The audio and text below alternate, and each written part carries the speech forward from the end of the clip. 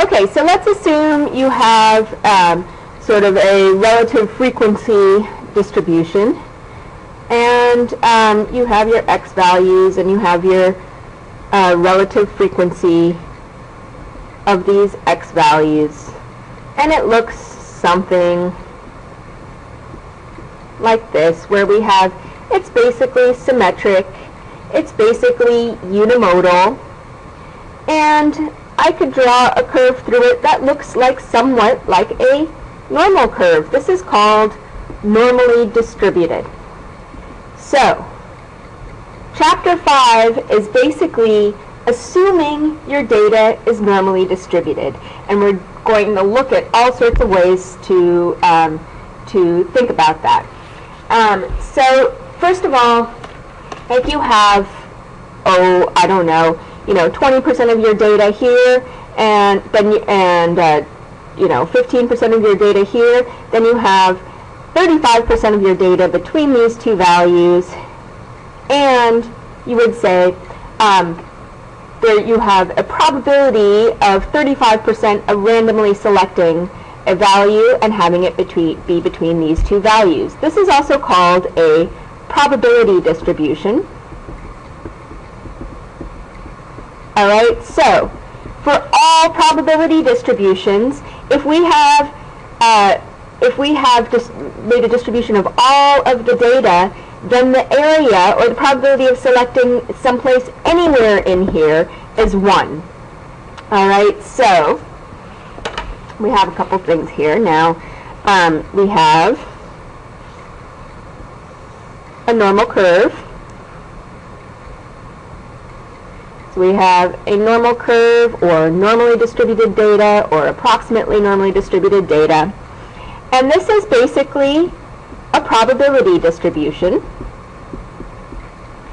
And I know that the area is basically going to give me the probability of getting between certain values, or say above a certain value, and that the area under the curve is equal to 1. We have 100% probability of picking something anywhere under the curve. Okay, now if I were to write this as a function, the probability of x is equal to 1 over sigma 2 pi e to the negative x minus mu squared over 2 sigma squared, etc.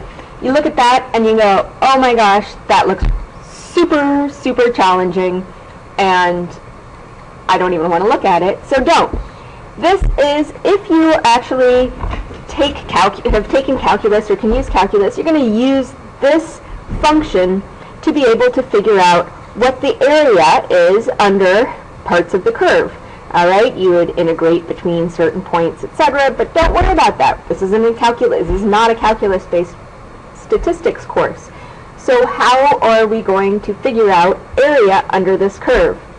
Well, there's a couple of ways, and the first way we're going to look at, first thing we're going to look at is called the empirical rule. So, the empirical rule is just kind of a rule of thumb, and it says the following. It says that if you have some mean, let's say this is a population distribution, so we have the mean. By the way, the mean's always in the middle, and the mean is equal to the median is equal to the mode. All right, that's not the empirical rule, but we know that from here.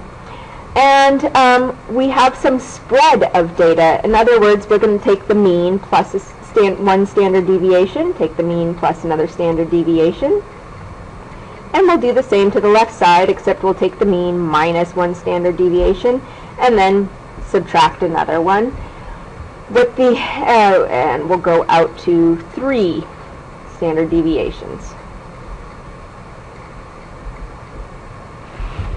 What the empirical rule says is that one standard deviation, when you look at one standard deviation away from the curve, away from the mean, 68% of the data lies between the mean plus or minus one standard deviation. It says that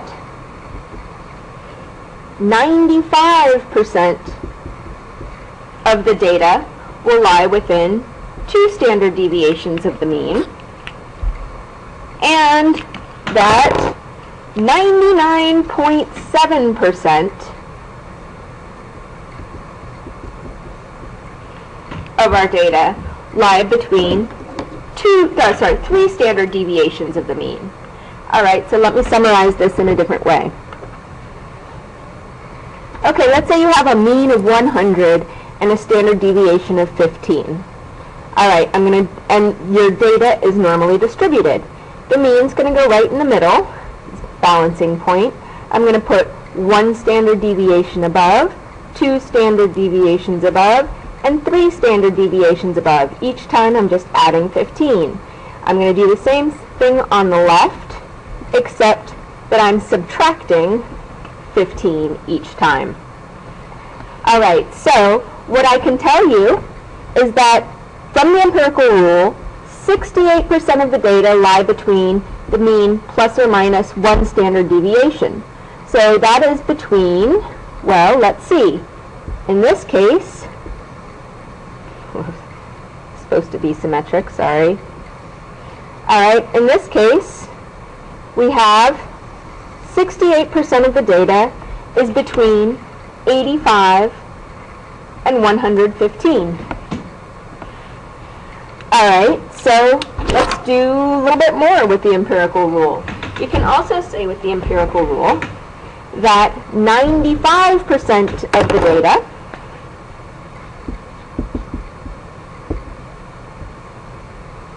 lies between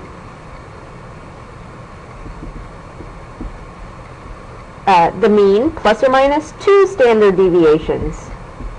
All right, plus or minus 2 standard deviations would be all of this.